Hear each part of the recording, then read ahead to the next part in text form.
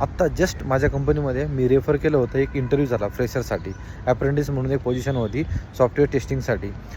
मी refer केलं होतं. चांगलं टेक्निकल नॉलेज आहे, चांगला रिझ्यूम होता, चांगलं होतं एकदम व्यवस्थित सॉफ्टवेअर टेस्टिंगसाठी. कोडिंग टेस्ट घेतली, एकदम व्यवस्थित गेली कोडिंग टेस्ट. बट त्याचं जे सिलेक्शन होतं ते सिलेक्शन होल्डवर केलं किंवा त्याला सिलेक्शन नाही करणार आहेत, रिजेक्ट केलं त्याला. लगेच मला त्यांनी फीडबॅक पण दिला इंटरव्ह्यूवरनी, कम्युनिकेशनमुळे. किती त्यांनी क्लास लावला ऑटोमेशनचा, प्रोजेक्ट केला, फ्रेमवर्क केलं.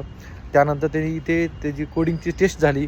कोडिंगची टेस्ट पण तो चांगल्या म्हणजे त्यांनी एकदम जेवढं पण क्वेश्चन पाहिजे तेवढे सगळे क्वेश्चन केले. बट काही त्याला विचारलं गेलं, फ्रेमवर्कच्या रिलेटेड काही विचारलं गेलं, खूप काही प्रोजेक्टच्या रिलेटेड विचारलं झालं, सिलिनियमच्या टेस्टिंगच्या रिलेटेड काही विचारलं गेलं. एक वाक्यामध्ये उत्तर, जसं की आपण नाही का पाठ करतो किंवा जसं लक्षात ठेवतो, काही सिच्युएशन दिले सगळं सॉल्व करणार, फक्त बोलणार नाही. एक्सप्रेस करता येत नाही, बोलता येत नाही इंग्लिशमध्ये. कम्युनिकेशनचं व्यवस्थित हे नाही आहे. आपण काय करतो ना, क्लासेसला किती पण पैसे देतो, पण कम्युनिकेशनवरती काहीच काम करत नाही. मित्रांनो, कम्युनिकेशनवरती काम करा. कम्युनिकेशनमुळे तुमचे जर जॉब जात असेल ना, तर तुम्ही किती जरी स्टडी केला ना, तर काहीच उपयोग नाही आहे. कम्युनिकेशन खूप महत्त्वाचं आहे. तुम्ही किती जरी टेक्निकल स्ट्रॉंग असाल ना, कम्युनिकेशन खूप महत्त्वाचं आहे IT इंडस्ट्रीमध्ये.